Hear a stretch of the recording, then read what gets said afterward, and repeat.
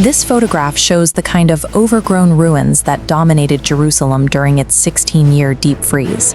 The temple foundation was choked with weeds, the people were skeptical, and a heavy royal decree from Artaxerxes hung over the city. Artaxerxes was the Persian ruler who had legally halted their construction. The physical labor had stopped completely, even though the need for the temple remained. When a project dies like that, people usually look for a shift in the law to get things moving again. But the Jewish elders weren't waiting for a change in Persian policy. They were waiting for a word from the Lord. That word arrived through two distinct voices, Haggai and Zechariah. Haggai and Zechariah were Hebrew prophets acting as spiritual architects for the rebuilding effort. They arrived to break the 16-year silence. They brought a highly specific, two-pronged message. Haggai directly challenged the people's misplaced priorities, pointing out that they were living in paneled luxury while God's house sat in ruins. Zechariah tackled their capability, reminding them that the work would require relying on God's Spirit rather than their own human might. Here we see the immediate physical impact of that prophetic spark. Fear shatters as Zerubbabel and Joshua rise up and physically resume the heavy labor. These lead civic and religious administrators move directly from the couch back to the construction site, supported by the prophets working right alongside them. God provides the fuel required to sustain the assignments He gives. He uses the messenger to deliver the promise, showing that when the word arrives, the right time to build is now, regardless of the political climate. This stone relief shows the imposing, orderly ranks of the Persian Empire, which arrived almost the moment the builders resumed their work. They were led by Tattenai, the governor of the Trans-Euphrates. The Trans-Euphrates was the massive, highly regulated imperial province west of the Euphrates River. Tattenai was a high-level administrator doing exactly what his job required. This was a high-stakes imperial audit. He immediately demanded to see their building permits and required the names of every leader authorizing the construction. Intriguingly, in the past, this kind of scrutiny caused the workers to drop their tools, but this time they possess a quiet confidence.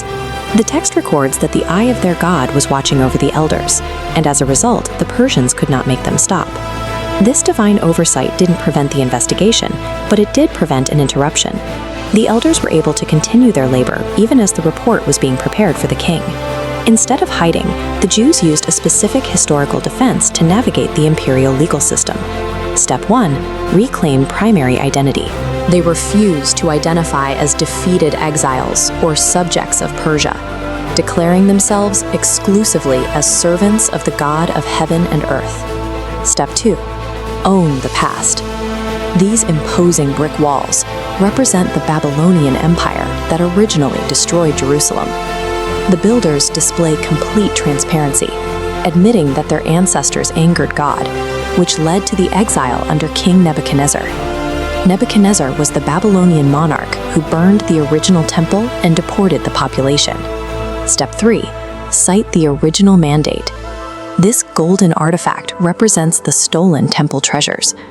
The builders invoke a higher legal precedent by pointing to King Cyrus. Cyrus was the earlier Persian monarch who conquered Babylon and officially decreed that the temple be rebuilt and these exact artifacts returned. Step 4. Prove continuous action.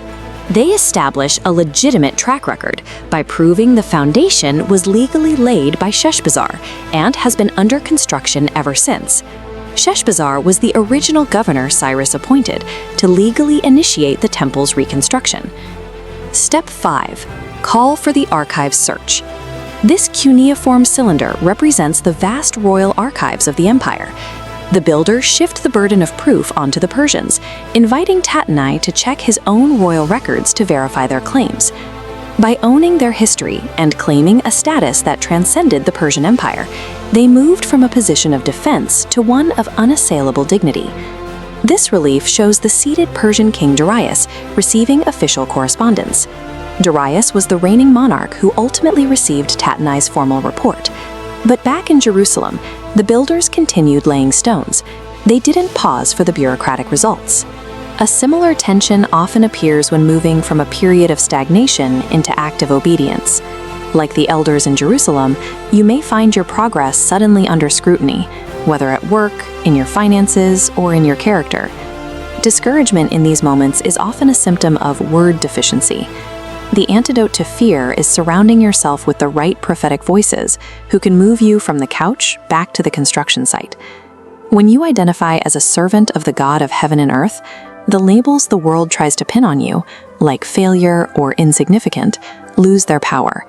You are reclaiming a primary identity that carries weight far beyond any earthly office. Identify one specific promise from God's word today. Write it down and carry it with you. Let that promise serve as your prophetic permit against any opposition that tries to halt your work this week.